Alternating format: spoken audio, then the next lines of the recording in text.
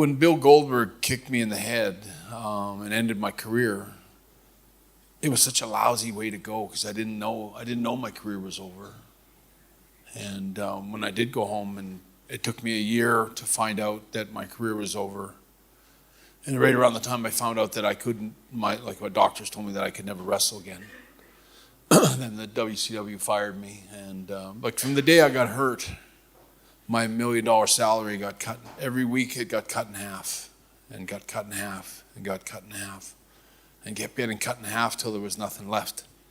And then they just fired me, which was such a lousy deal. I had, when I was in WWE, I had a insurance policy through Vince that even if I slipped in the shower, I was totally covered. My contract was paid in full. But when I signed with WCW, they gave me an insurance policy with Lloyd's of London. And if you know anything about Lloyd's of London, they don't like to pay anybody.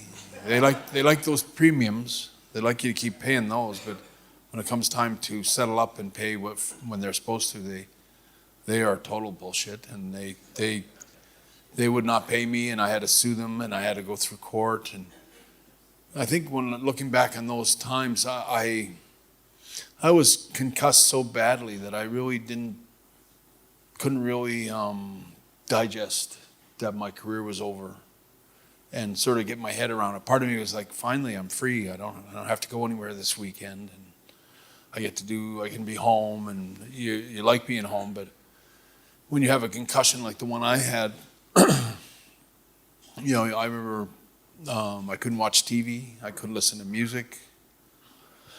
I couldn't, had even food. I can remember my whole diet, everything that I would eat. I had no, you could have the best steak in the world and it tasted like liver, and nothing really mattered. I remember I remember my doctor described it to me as kind of like all the places that make you happy in your brain, that's the part that got whacked.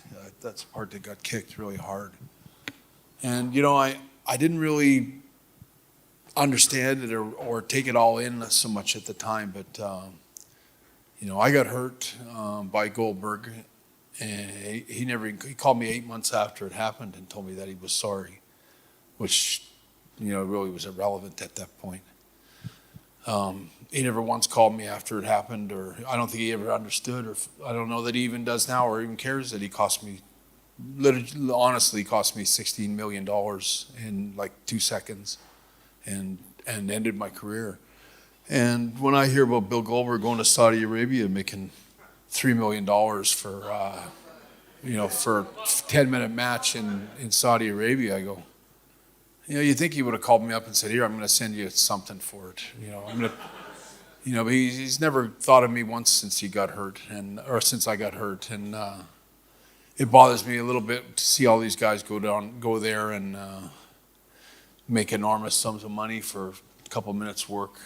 I don't know. I have a lot of respect for Daniel Bryan, who didn't go. I don't know that I would have gone. I don't know that I wouldn't have. It's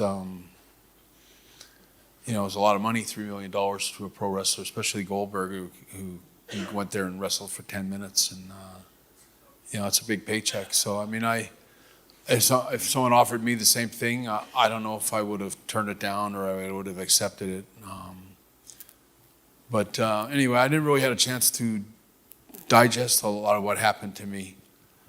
And I never really had I was always very angry inside. And then, of course, I know everyone knows too much about my stroke, but I had my stroke about a year or two after I got hurt, a little over a year and a half after I got injured with a concussion. I suffered a stroke riding my bicycle in Calgary on a bike path. And I think, when I suffered the stroke, it was definitely tied in with my concussion injury.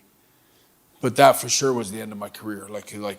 It's like any thought of ever going back or burying the hatchet with Vince, or my concussion sort of slowly getting better, enough that I could have some kind of a match or do something, that was impossible at that point. And I think when I remember being in my hospital bed and being in a wheelchair those first 5 or 6 days, it was really just really powerfully struck me how I'll never walk out to the wrestling crowd with the hands out and stuff like that. So I was very I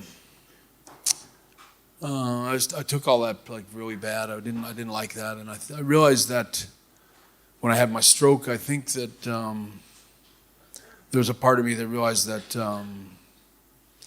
it doesn't do you any good. Like if I was going to give advice to everybody out there, it's like when you suffer something really huge happens in your life in a negative way, and you hate somebody and you're so angry about it, it doesn't do you any good to carry it around all the time. You know, I carried it around. I always liken it to carrying a big bag of rocks around. It was like every day I had to pick up these bag of rocks about how I'm mad at Vince McMahon and the screw job. And, you know, you lug it around every day. And then, of course, I had the stroke. And so it's like I realized after I had my stroke, after about a year, maybe the first year or maybe this going into like a year after, it's like how lucky I was that I got the recovery that I did have. And I learned the hard way that it doesn't do any good to carry around a lot of grief and heartache in your. So